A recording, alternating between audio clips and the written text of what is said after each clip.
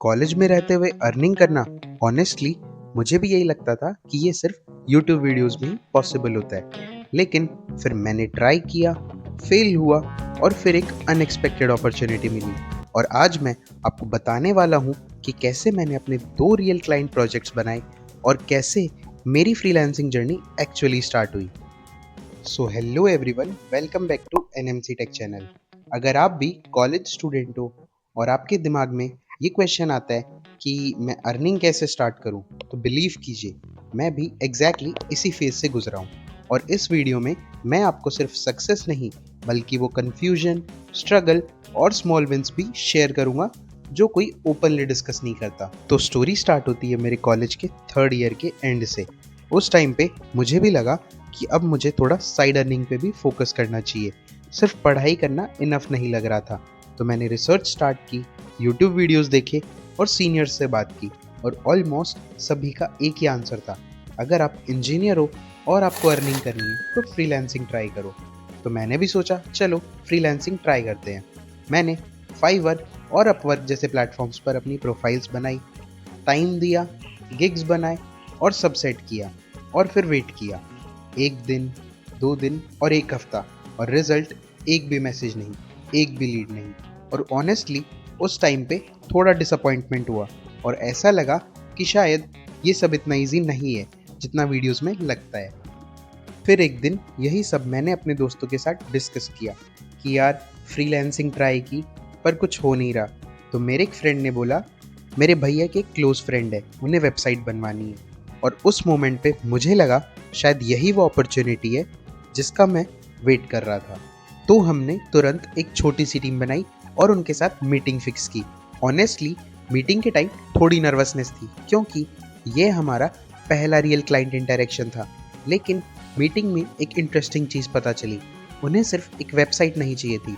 अगर उन्हें हमारा काम अच्छा लगा तो वो हमें और क्लाइंट्स को भी रेफर करेंगे। उन्होंने हमें बोला कि पहले एक डेमो वेबसाइट बना के दिखाओ ताकि उन्हें आइडिया मिल सके कि हम केपेबल है या नहीं। और वो उस डेमो के लिए भी पे करने को रेडी थे।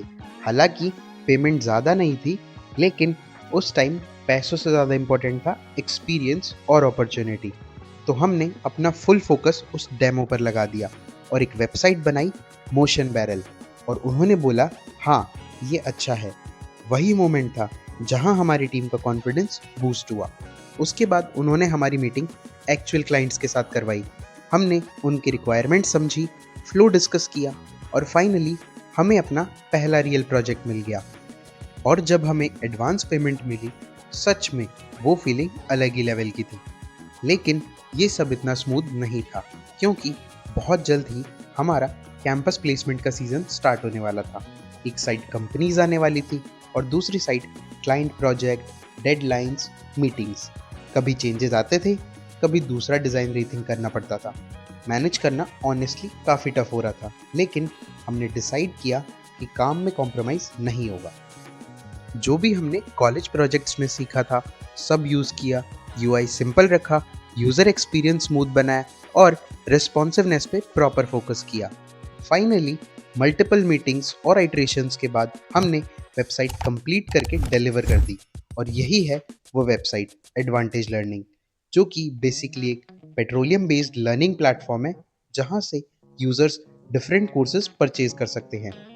जब प्रोजेक्ट डिलीवर हुआ तो हमें क्लाइंट से पॉजिटिव फीडबैक मिला और उसी के साथ अच्छी खासी पेमेंट भी।